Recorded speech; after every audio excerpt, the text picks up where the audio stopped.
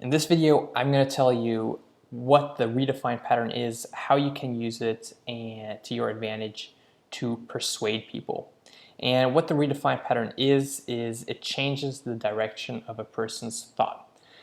This redefine pattern comes right out of the Persuasion Skills Black Book, which is a great book, by the way, on learning new persuasion skills.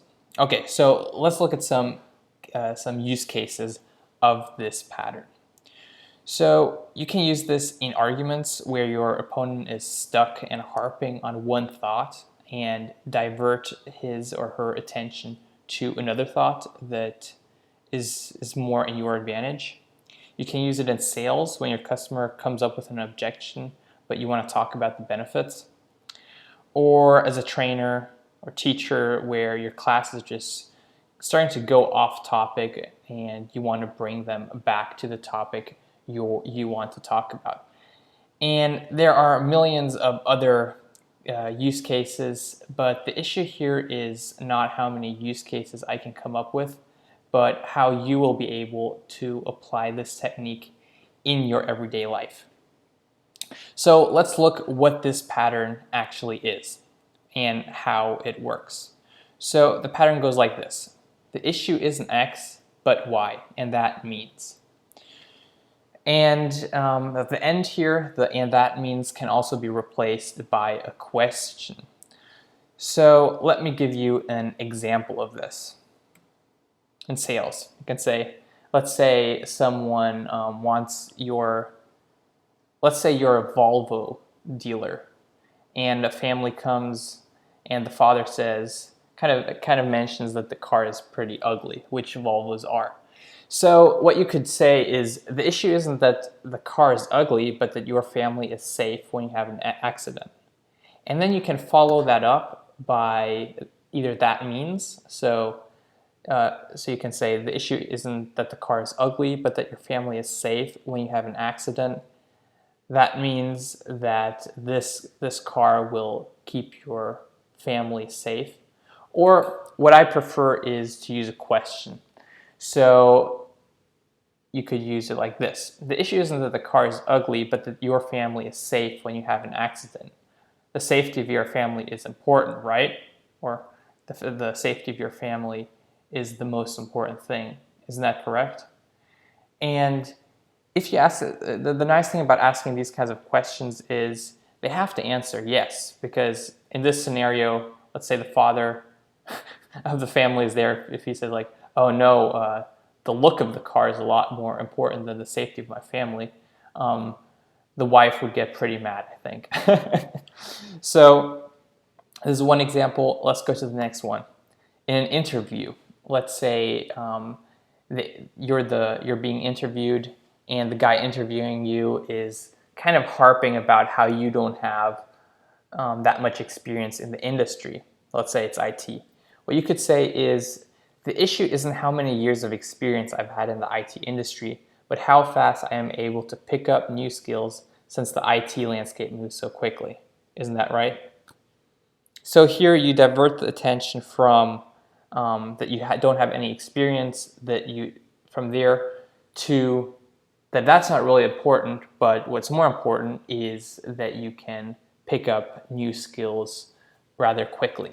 And you want to make sure that the second part, what you say, is at least somewhat related to the first.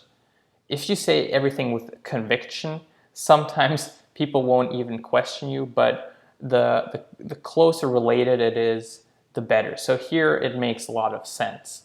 There's a logical connection between, okay, if you don't have experience, then if you are able to pick up things quickly, that makes a lot of sense. So you want to keep that in mind. Okay, let's do another example. A child. Let's say it's you're a child. It's 9 o'clock. Your parents say it's time to go to bed. You could say the issue isn't that I have to go to bed now, but that I get a good 8 hours of sleep. Isn't that right? Because ultimately that's what the parents want. They want the child to get some sleep. So you could follow this up by a question too. So or that means. Let's follow it with that means. You could say the issue isn't that I have to go to bed now, but that I get a good 8 hours of sleep. And since tomorrow is Saturday and I can sleep in, that means that I'll be able to stay up, right? Okay. In a date, you could say, let's say you're dating someone and their parents really do not like you. You could say, the issue isn't that your parents don't like me, but that you're happy with me. You are happy. You are happy when I'm around, aren't you? So here, same thing, you follow up with a question that they can't really answer no to. And if they answer yes to this, it basically negates the first issue. Okay, politics, this is the last one. So let's say you are a politician that's trying to raise taxes, whatever. You could say the issue isn't the taxes are, let's say you're raising taxes for like some school initiative. You could say the issue isn't the taxes are too, oh, of course I wanted to write two with two O's, sorry about that. The issue isn't that taxes are too high, but that we are able to give every child a good education. Education is important, don't you agree? Same thing here.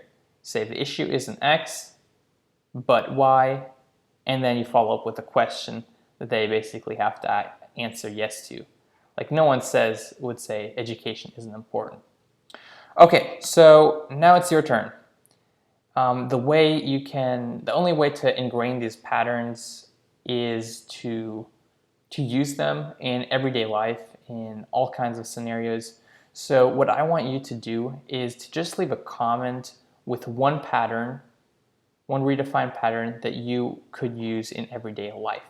So this could be at work, with your family, with dates, whatever. Just think of a pattern and enter the comment below. I hope you like this episode. If you want more persuasion techniques, NLP patterns, subscribe to this channel. I'll try to update it, or I will update it regularly. And the Persuasion Black Book is really a great source if you're interested in this. I will go through every chapter and create a small video about each chapter, teaching the main principles. Thanks for watching.